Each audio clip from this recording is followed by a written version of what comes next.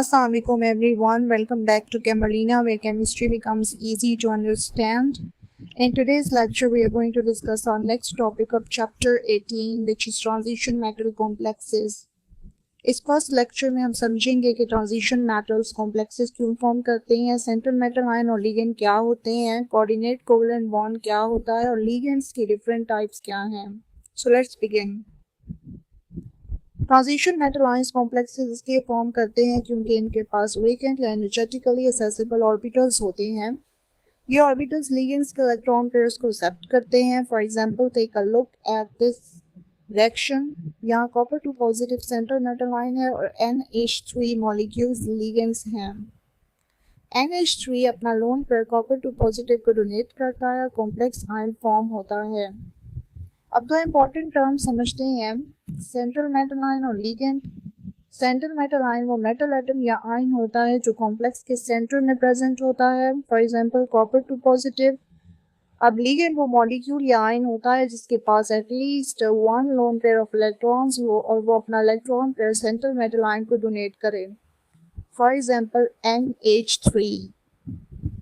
Ligand और central metal ion के दरमियान जो बॉन्ड फॉर्म होता है उसे कोऑर्डिनेट कोवेलेंट बॉन्ड या डेटिव बॉन्ड कहते हैं. इस बॉन्ड में दोनों इलेक्ट्रॉन्स लिगेंड प्रोवाइड करता है, यानी लिगेंड इलेक्ट्रॉन पेयर डोनेट करता है और मेटल आयन उसे एक्सेप्ट करता है. For example take a look at this donation of lone pair of electron by nitrogen of NH3 to copper two positive. यहाँ नाइट्रोजन का लोन पेयर कॉपर आयन को donate हो रहा है. मेटल कॉम्प्लेक्स एक कोऑर्डिनेशन कंपाउंड वो molecule या ion है जिसमें एक सेंट्रल मेटल एटम या ion electron pair donor species यानी लिगेंड से सराउंडेड होता है. यहाँ ट्रांजिशन मेटल लुईस एसिड की तरह एक्ट करता है because it accepts an electron pair, जबकि लिगेंड लुईस बेस होता है because it donates an electron pair. So remember metal ion is a Lewis acid because it accepts an electron pair, while ligand is a Lewis base because it donates an electron pair. अब ligands को उनकी charge की base पर classify करते हैं. There are three types of ligands on the basis of their charges. Anionic ligands, these are negatively charged. For example, Cl negative, Cn negative, OH negative. Neutral ligands जिन पर कोई charge नहीं होता. For example, H2O and NH3. और cationic ligands, these are positively charged. ये comparatively rare होते हैं.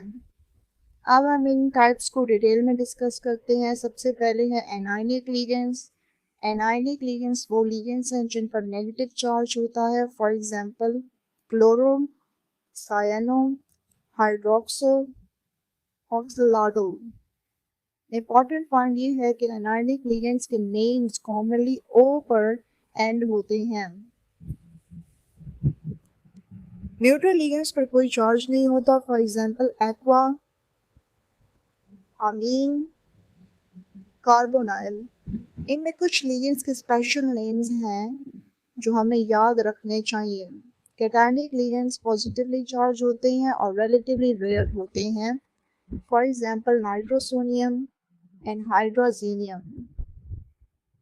So that's all for today. We will discuss the remaining part of this topic in the next lecture. See you in the next lecture. Allah Hafiz.